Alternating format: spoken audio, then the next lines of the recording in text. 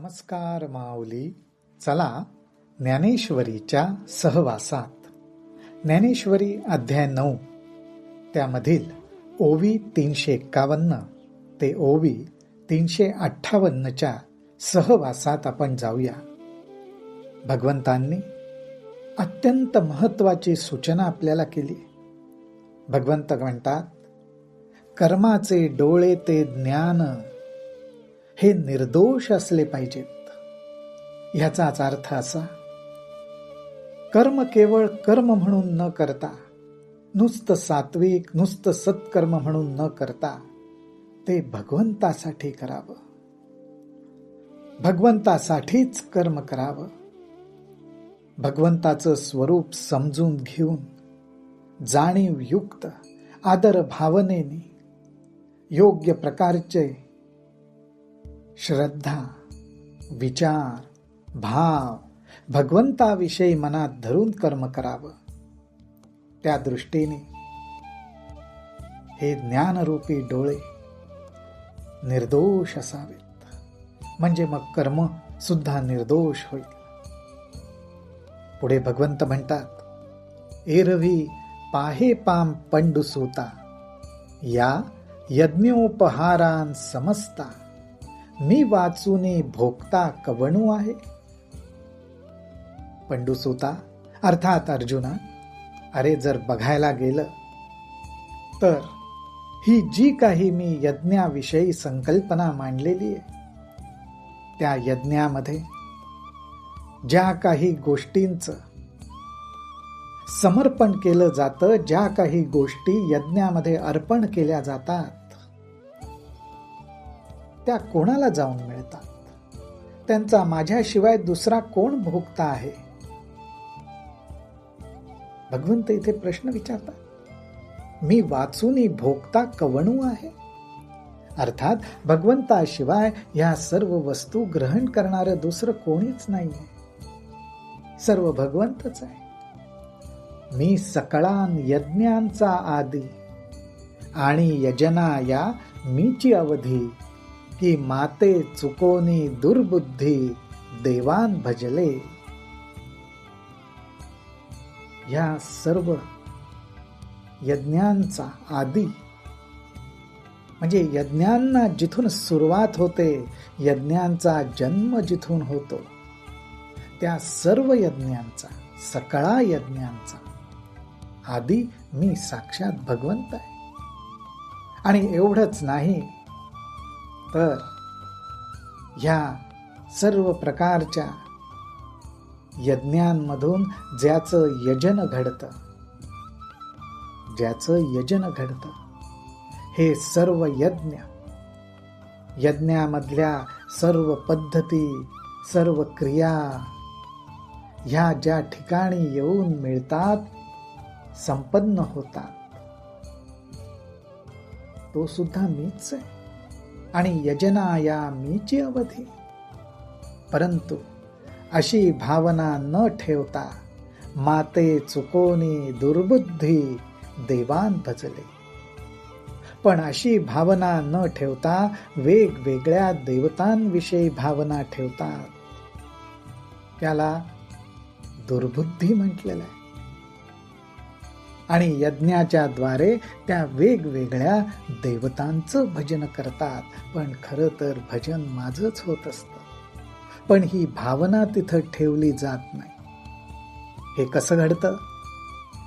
गंगेचे उदक गंगे जैसे, अर्पिजे देव पितरोद्देशे, माझे मज देती तैसे परी आनानी भावी.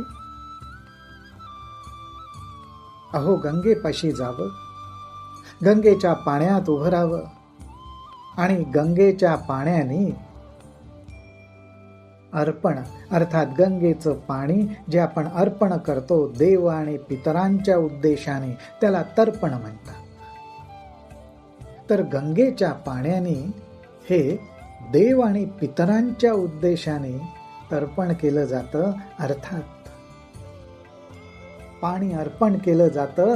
ज्ञानोबाराय म्हणतात, अहो पण गंगेचं पाणी घेऊन गंगेलाच अर्पण केलं जातं. त्याप्रमाणेच माझे मज देती तैसे परी आनानी भावी. त्याप्रमाणे जे माझं आहे, माझ्यातून प्रगट झालेलं आहे, ते मलाच देत असतात, मलाच अर्पण करत असतात. परंतु अर्पण करताना मात्र मनात भावना मात्र वेगवेगळी धरतात. म्हणून ते पार्था माते न पवतीची सर्वथा, मग मनी वाहिली जे आस्था तेथ आले. म्हणून हे पार्था, अर्जुना, म्हणून ते मला पावत नाही, म्हणून ते मला प्राप्त होत नाही. माते न पवतीची सर्वथा,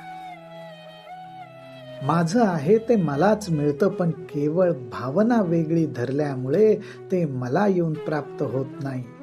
तर त्याऐवजी मग मनी वाहिली जे आस्था तेथ आले. परंतु मनामध्ये जी श्रद्धा बाळगली, जी आस्था बाळगली, त्या गोष्टीला ते प्राप्त होतं. म्हणून माऊली हो, भगवंताची उपासना करत असताना, आपल्या आराध्य देवतेची उपासना करत असताना, आपल्या गुरुदेवांची उपासना करत असताना आपल्या मनामध्ये आस्था काय आहे, भाव काय आहे, याला फार महत्व आहे.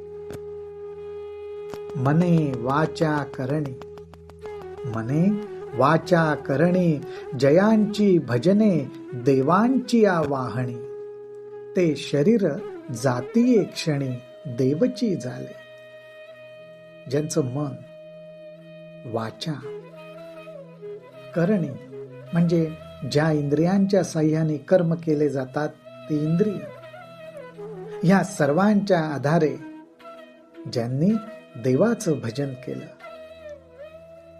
ते शरीर जाती एक क्षणी, त्यांनी देह ठेवल्याबरोबर त्या देव स्वरूपालाच ते प्राप्त होतात. अर्थात ज्या देवतेची उपासना करतात त्या देवलोकाला प्राप्त होतात. अथवा पितरांची व्रते वाहती जयांची चित्ते, जीवित सरलिया तयांते पितृत्व बरी. एखाद वेळेस कोणी पितरांचेच व्रत, पितरांचीच अनेक प्रकारे उपासना करत असतील, आराधना करत असतील, तर त्यांच्या चित्तामध्ये पितरांबद्दलचाच पूज्य भाव असणार. त्यांचं जीवित सरल्यावर, अर्थात त्यांनी देह ठेवल्यावर, ते सुद्धा पितरांच्याच लोकाला प्राप्त होणार. का क्षुद्र देवतादी भूते, तियेंची जयांची परमदैवते, जिही अभिचारिकी तयांते उपासिले.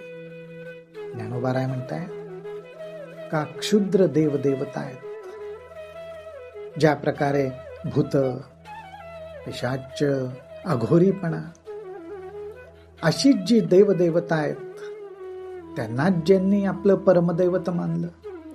का क्षुद्र देवतादी भूते, तियेंची जयांची परमदैवते, जिही अभिचारिकी तयांते उपासिले. आणि ज्यांनी त्यांची अभिचारिकी म्हणजे अघोर पद्धतीने ज्यांनी त्यांची उपासना केली, तया देहाची जवनिका फिटली आणि भूतत्वाची प्राप्ती जाहली. एवं संकल्पवशे फळली कर्मे तया. ज्ञानोबाराय म्हणतात, आणि असा भूत, पिशाच, क्षुद्र देवता यांची उपासना करणारे, त्यांच्या सुद्धा देहाची जवनिका म्हणजे त्यांच्या सुद्धा देहाचा अंत झाला, त्याबरोबर ते सुद्धा त्या लोकालाच प्राप्त झाले.